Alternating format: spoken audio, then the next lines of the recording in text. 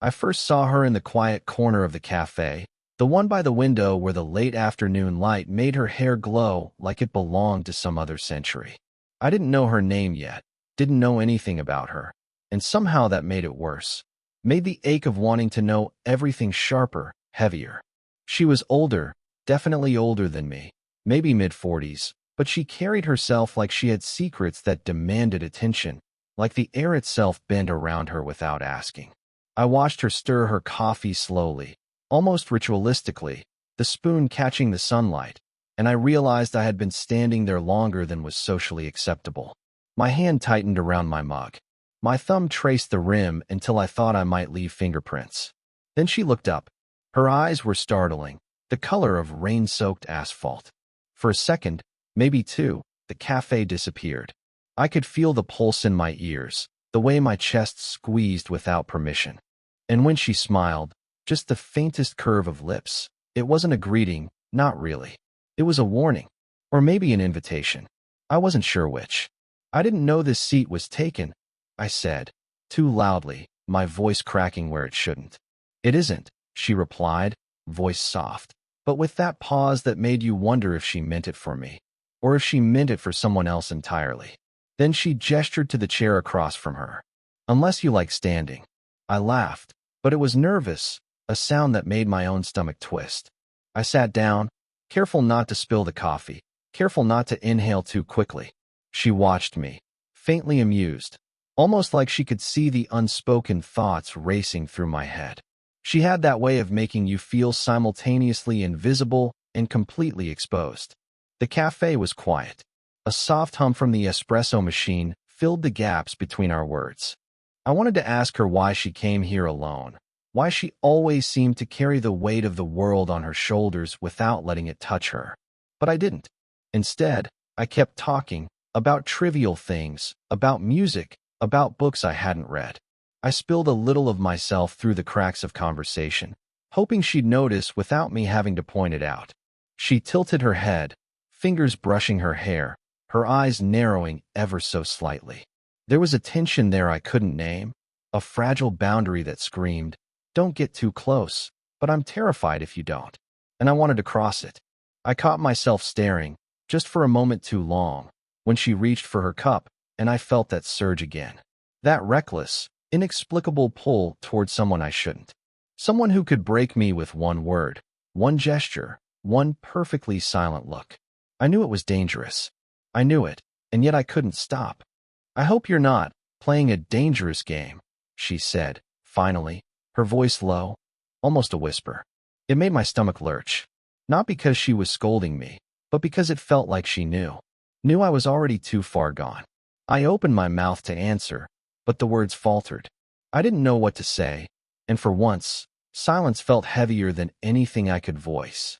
Then, as if on cue, the cafe door chimed. The little bell startled us both. She looked up sharply. I followed her gaze. Outside, the sunlight was soft, golden, and warm. Yet everything about that moment felt like the calm before a storm. And in that fleeting second, I realized I had no idea what was coming next. But I wanted it. Every dangerous, thrilling, impossible bit of it. I couldn't stop thinking about her, even after I left the cafe. Every step toward my apartment felt heavier, like the sunlight had become a weight pressing down on my chest. Elena. Her name lingered on my tongue, but saying it out loud felt strange, dangerous. She wasn't just a woman older than me. She was an enigma wrapped in quiet control, someone whose life had clearly been complicated before I even existed. I remembered snippets she had let slip.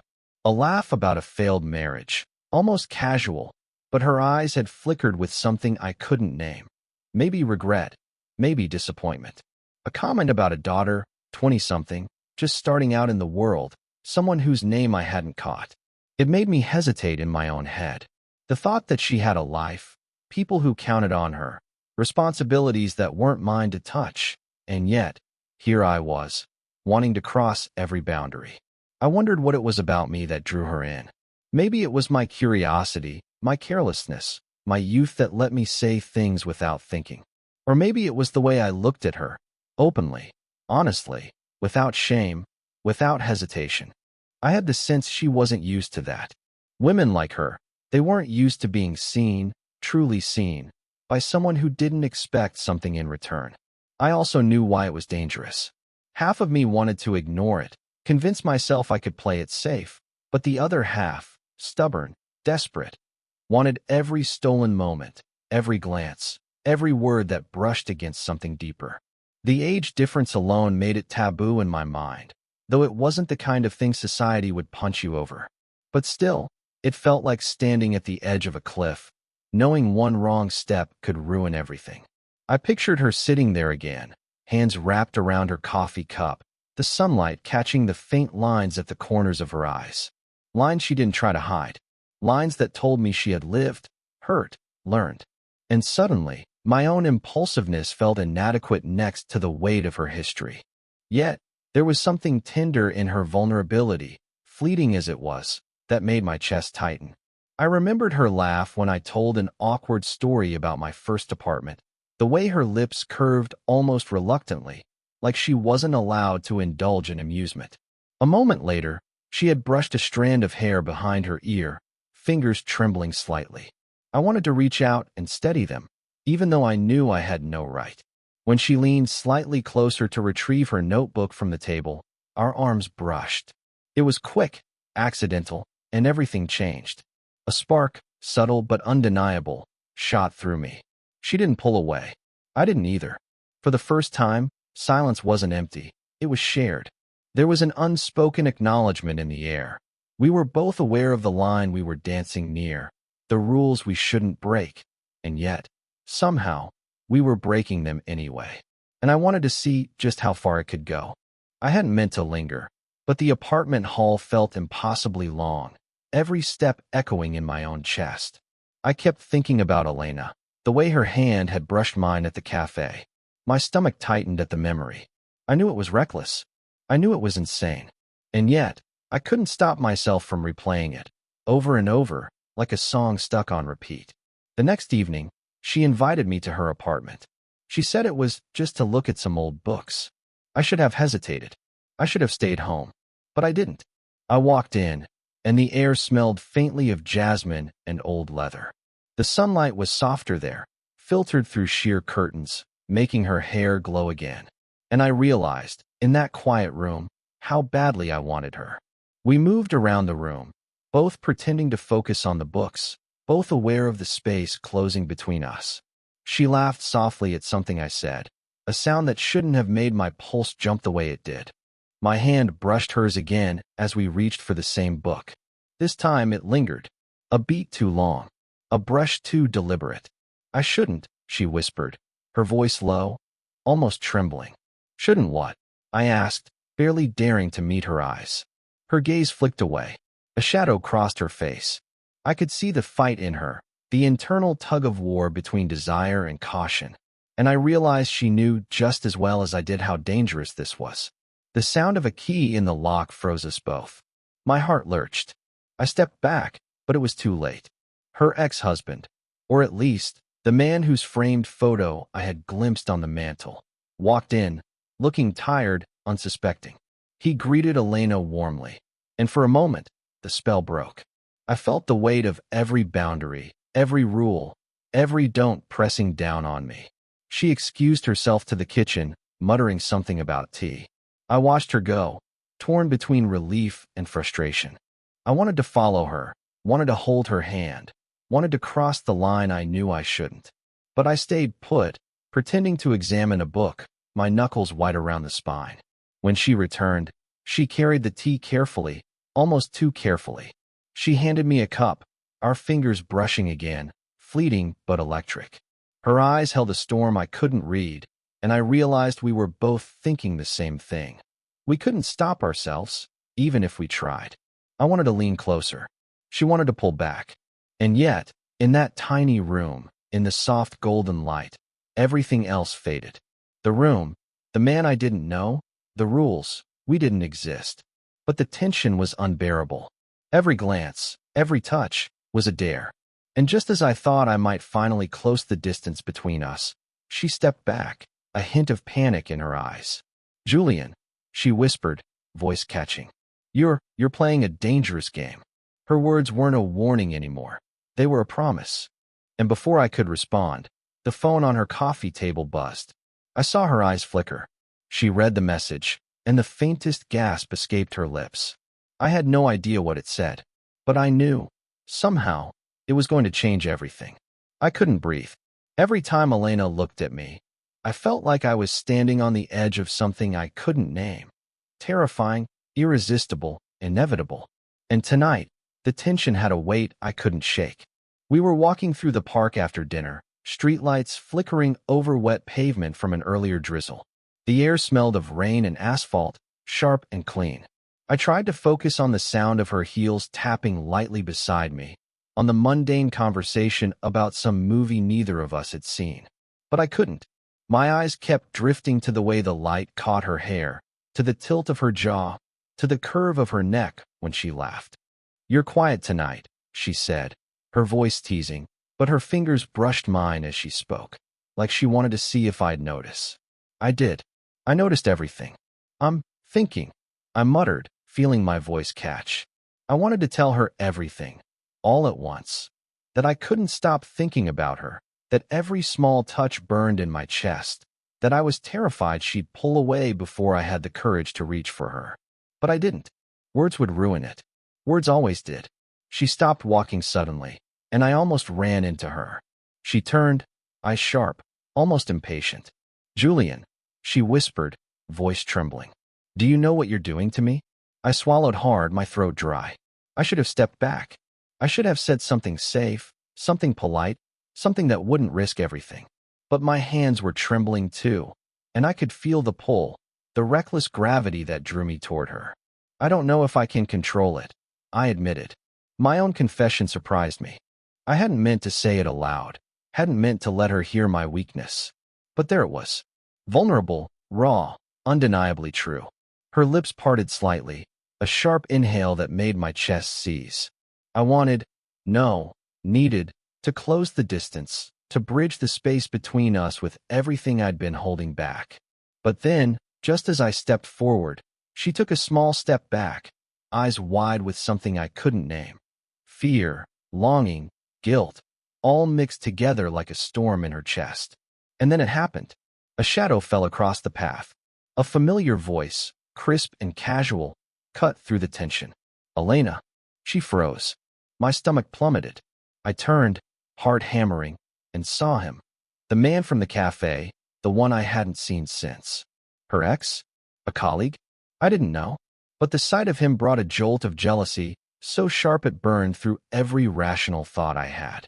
She glanced at me, eyes flickering with panic. My own breath caught, and for a moment, the world shrank to her and me and the space we couldn't cross. I wanted to reach for her, to pull her close, to tell her it was just us. But the words didn't come. The man stepped closer, smiling, oblivious to the storm he had interrupted. Elena's hand trembled slightly, brushing my fingers, and the tension snapped tighter. Everything was on the verge of collapsing, or igniting. And I realized, in that instant, I had to decide, step back and lose her, or step forward and risk everything. The next morning, I woke with a dull ache in my chest, replaying every moment of last night like it had left fingerprints on my skin. I couldn't stop thinking about Elena, the way her hand had trembled, the sharp inhale, the tension that had wrapped around us like barbed wire. And then my phone buzzed. A message. From her. I opened it, expecting something playful, something tentative. Instead, my stomach dropped. A photo. Not of her smiling, not of a note, not even a warning. It was of us. Together. From last night. Taken without our knowledge. And at the bottom, in terse, unmistakable words, "I know what you're doing. This is inappropriate." I froze. My thumb hovered over the reply button. I wanted to argue, to deny, to say it wasn't inappropriate, that it was just us. But I couldn't. The words refused to come. I ran it through my mind. Who could have sent this? And why? The thought of her reading it, knowing someone was watching, knowing someone had judged us, it twisted inside me, a mix of fury and fear. I rushed to her apartment, adrenaline thrumming through my veins. When she opened the door, her face was pale, her hair slightly mussed, eyes wide with a storm I couldn't decipher. "You saw it," she said, voice low, almost a whisper. "I did," I admitted, trying to keep my own emotions in check. My hands shook, but I gripped the doorframe to steady myself. Who sent it?" Her gaze dropped, and I felt a pang in my chest. Something she wasn't telling me. "It doesn't matter," she said finally. But it did matter. I could see it in the way her fingers tightened around the edge of the door, in the subtle tremble in her jaw. "Then tell me," I said, voice rougher than I intended. "I need to know. I need us to be honest." She hesitated. Then, finally, she exhaled, almost like letting go of a weight she'd been carrying for years. "It was my daughter," she admitted. Her eyes flickered to mine, searching, maybe pleading. She saw us together. And she doesn't understand. She thinks I'm making a mistake." The word mistake hit me harder than anything else could. Mistake. Not danger. Not taboo. Mistake. I wanted to grab her, shake her, tell her she wasn't wrong, that us, wasn't wrong. But I stayed still, afraid that even movement might shatter something fragile between us. I started. I wanted to defend her, to calm her, to tell her I was here, that I wasn't leaving. But the words got caught in my throat. Instead, I stepped closer. Her eyes widened, and I saw the tension break just slightly. We didn't touch yet, but the space between us felt charged, electric. Every unspoken word hung there, heavy, urgent. Every breath we shared carried possibility and fear in equal measure. And I realized, in that suspended moment, that nothing would ever feel safe again. Not outside eyes, not her daughter, not even our own hesitations. Everything had changed, but I didn't care. I only knew I couldn't let go. I could feel her before I saw her. Elena, leaning against the balcony railing, the city lights flickering like distant stars below. The air smelled faintly of rain, left over from an evening drizzle, and I could hear the faint hum of traffic far beneath us. I'd walked here without thinking, without planning, driven by something raw, urgent, that refused to be ignored. She turned as I approached, eyes wide, searching. I didn't speak at first. I just stood there, close enough to feel the heat radiating from her body, close enough that the scent of her, coffee, rain, something uniquely hers, flooded my senses. "Julian," she whispered, voice trembling. "You shouldn't be here." "And yet I am," I said, my voice rough. "Because I can't stay away." Her lips parted slightly, and I saw it in her eyes. The same longing, the same fear, the same pull that had been building between us for weeks. She wanted me, she needed me, but every instinct screamed caution. And I understood. I did. I felt it too. I'm scared," she admitted, voice barely audible. "Of everything. Of what people think. Of losing control." I took a step closer. Her breath hitched, small and sharp. I could reach out, touch her, hold her, bridge every boundary we'd danced around for weeks. But I paused. Because it had to be her choice. She had to meet me halfway. Her hand lifted, trembling slightly, and brushed against mine. Sparks, electric and dangerous, shot through me. I didn't move my hand away. I let it linger. She closed her eyes briefly, exhaling slowly, and I felt the tension between us bend, stretch, almost break. "I don't care about all the warnings," I said, voice low. "I don't care about the rules, the age difference, the people watching. I care about you. Only you." Her eyes opened slowly. The vulnerability there made my chest tighten, so hard I thought I might collapse. "Julian," she whispered, and I could hear every layer of fear, every shred of desire, every bit of hesitation in that single word. I stepped closer, inches away, our foreheads almost touching. Every instinct in me screamed forward. But we paused. The world outside, the judgments, the warnings, they all existed still, hovering in the space around us. And yet, the distance between us felt like the last thing in the universe that mattered. Her hand twitched slightly, brushing my chest, and I felt the pull of everything unsaid. A kiss, a confession, a surrender, but we hadn't crossed it yet. Not fully, not irreversibly. And then she whispered, almost inaudibly, "Are we really doing this?" Her question wasn't a doubt. It was an invitation, a challenge, a promise. I didn't answer with words. I just let my gaze lock on hers, steady, unwavering. My hand lifted, hovering near her face, ready, but waiting. In that moment, everything hung suspended. Desire, fear, risk, hope. And I knew one thing for certain. We were already gone past the point of no return. Whatever came next, whatever mess, heartbreak, or triumph, the line had been crossed. And I would follow her anywhere.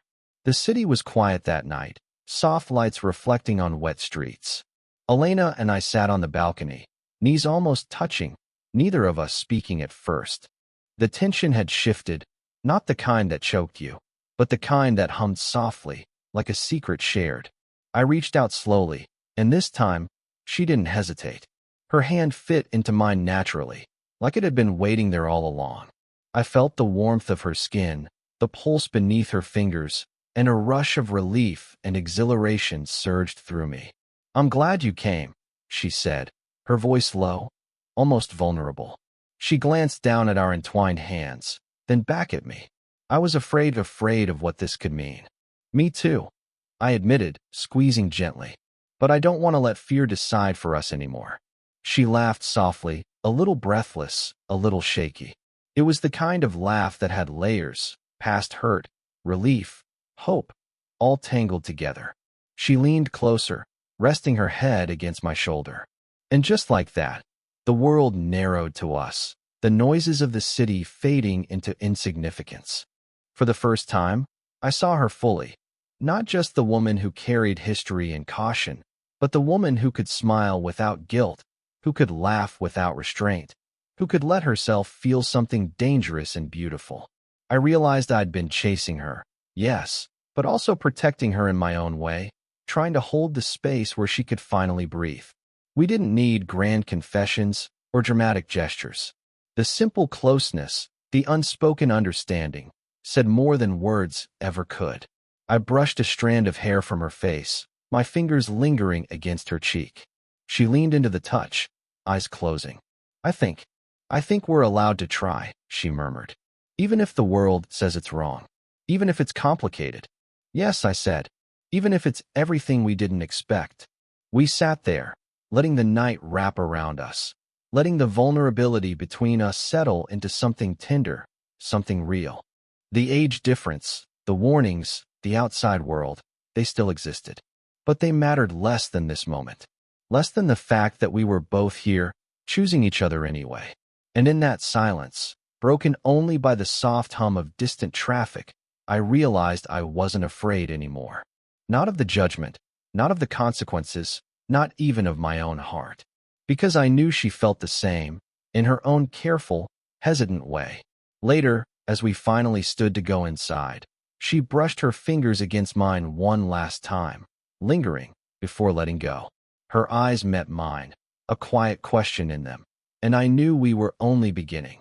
Not with certainty, not with promises written in stone, but with hope, with trust, and with a reckless kind of joy that comes from stepping into something real. We walked inside together, side by side, hearts racing, steps slow and deliberate. And as I held the door open for her, I realized that endings weren't always about closure. Sometimes, endings were just the start of something new, messy, human, impossible to ignore.